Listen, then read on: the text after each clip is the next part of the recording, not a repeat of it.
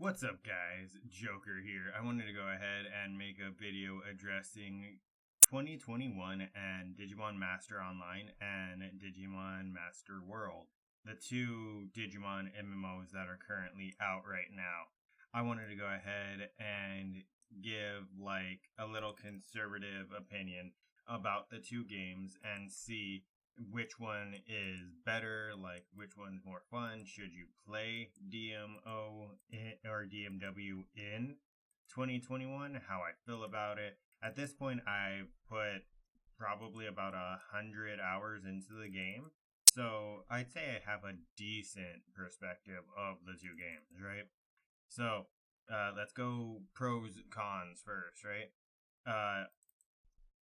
The pros are essentially if you like Digimon games, right? If you like evolution games, if you like grinding games, those type of things. If you like games like that, then yes, you're gonna go ahead and be able to enjoy DMO and DMW a lot more because both games do have an insane amount of grinding.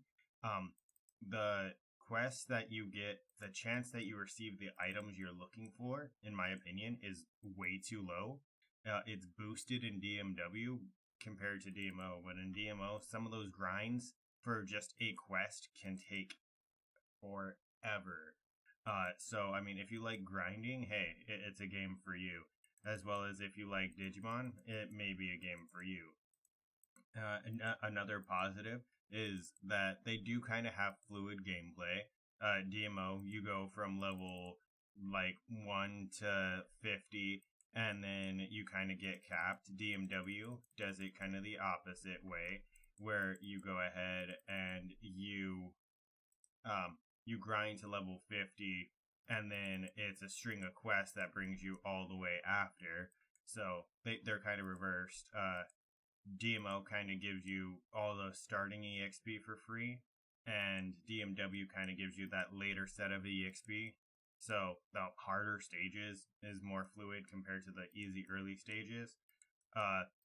Both, and that's mainly it for like pros. Really, sadly, there's not a ton of pros. For cons, though, unfortunately, there is. DMO is handled by Game King very poorly. The the tech support that I hear that you get from Game King is very poor. The account security apparently is very poor, and the updates are all pay to win. If you go to Game King's website, every update is, hey, we put out the new strongest Digimon.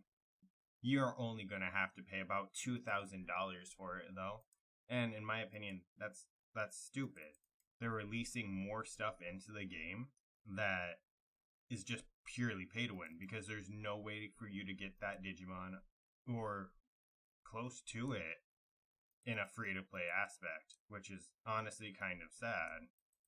On the other hand, of DMW, it is easier to go ahead and get at least mid-tier Digimon, right? Because it drops 4 out of 5 Digi-Eggs for the character. And depending on the Digimon, it can be super cheap to try to force it to a 5 out of 5. Like, this Apoclymon I'm using is a Palmon egg I got while I was grinding Cherrymon seals, and I used one plant data mid and it became a 5 out of 5. So,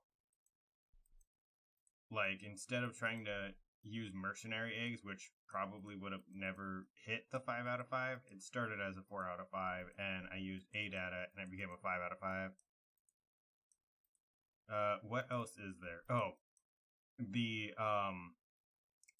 pay to win aspect, unfortunately, is in DMW as well. You are going to have to go ahead and dump money into it if you want competitive Digimon, like those double S tier Digimon that you can actually do majority of the end game with.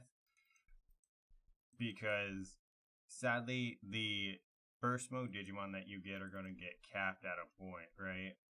like I do like in DMW how your starter has 100% clone rate. So it goes ahead and you can get it maxed, and that gets you through a majority of the game where you can use your starter to grind and get other stuff. In DMO, you can't do that. The clone rate sucks. The hatch rate sucks. So it's pretty much you have to pay to win in DMO because you need to buy the reinforced digi eggs from their shop to have a decent chance of getting a 4 out of 5 or a 5 out of 5 in extremely rare circumstances. If you want to grind, then this is the game. DMO and DMW will probably be for you if you have no problem doing a lot of money and a lot of time and you like Digimon, right? If those three factors are okay with you, then you're perfectly fine. You are 100% good because you'll have the money, the time, and the ability to go ahead and get like the double S, triple S Digimon, make sure they're perfect, make sure they're OP. But if you do not have that time or money to use, then I would say no.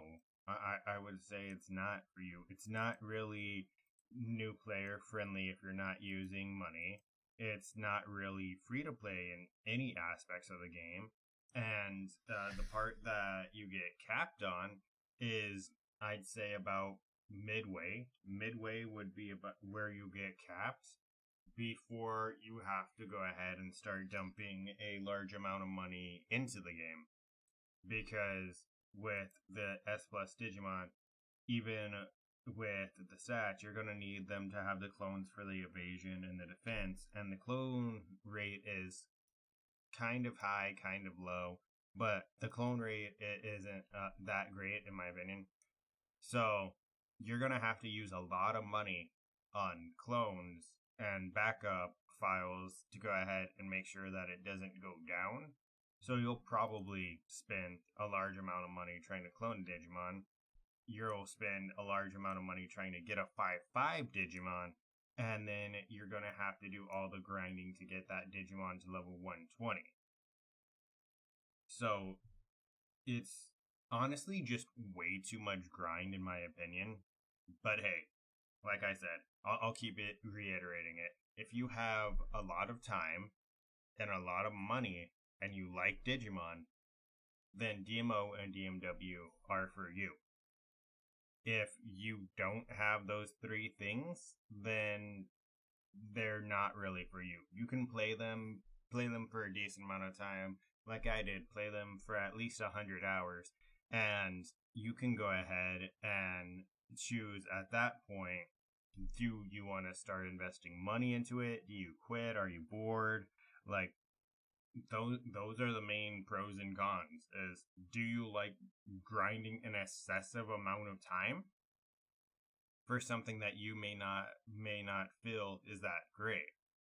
The other thing is, I would not recommend joining or starting either game if an event is not going on. If an event is not going on, I wouldn't recommend joining or starting either game, because you kind of need an event to boost you through the game. In DMW, more than DMO. DMO, the events kind of still suck, unless they're the events that give you like the zones that have a lot of EXP in them. Those are good, but the recent events have been trash. And then in DMW, same thing. You need the events to go ahead and get a lot of EXP, or it's going to be way more grinding and you'll probably quit before you hit Tamer level 50. And honestly, that's kind of a negative as well, is the fact that the games are event reliant to kind of be effective. You need there to be a good event to be going on in the games for them to do well. And that's kind of sad in my opinion. So closing up here, I'll go ahead and just give a quick recap one last time. So DMO versus DMW. The differences are going to be DMW has where you grind to level 50, and then it progresses you kind of smoothly through the end game, to the end game, mid game, end game, where Calamon there's a Calamon in the DATS center that gives you packages every time you defeat a certain portion of the game, right? When you defeat Devimon on File Island, you get a support package that gives you a bunch of items. When you defeat Edamon on the Server Continent, you get a support package that gives you a bunch of items. Those are really cool things. And then it goes ahead and it progresses you story. And then right now I'm at Odaiba, getting through that, where the difficulty of the Digimon is kind of super high. I would have to either Digiclone my Pokemon more defensively, give him those block and evasion, or get another, or get like a Jogersmon to do this. So that kind of sucks. And then DMO has the other side, the other aspect, right? Where it progresses you through the beginning of the game super fast. So you don't really pick up that much, but it progresses you through the beginning of the game super fast. And then it kind of gets you to a point where you're stuck on File Island Waterfront, and your options are essentially grind an excessive amount or put money into the game to get a 5/5 Digi-Egg to be able to continue, right?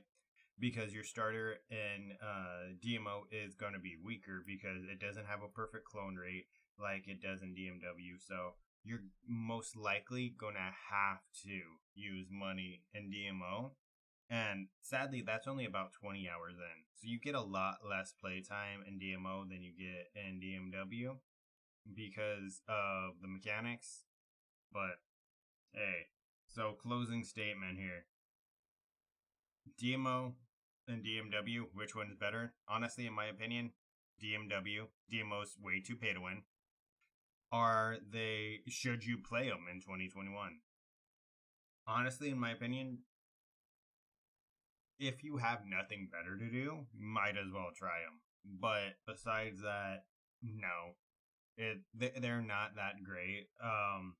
You need to spend way too much time grinding. You need to put way too much money into them for it to be effective. So honestly, it is up to you at the end of the day. But honestly, no, neither of them are really worth the time or the effort. DMW may be better, but it's hosted by a small group of people, so the amount of events and shit they can get done is extremely limited. And DMO is just pay to win. So, I mean, if you have no problem with that, go for it. But otherwise, I'm going to say no, they're not worth it. All right, guys. Well, thank you for listening to my little rant. I hope you guys have a wonderful rest of your day. Drop some comments to go ahead and say if you agree or disagree with certain parts. And like and subscribe. Take care.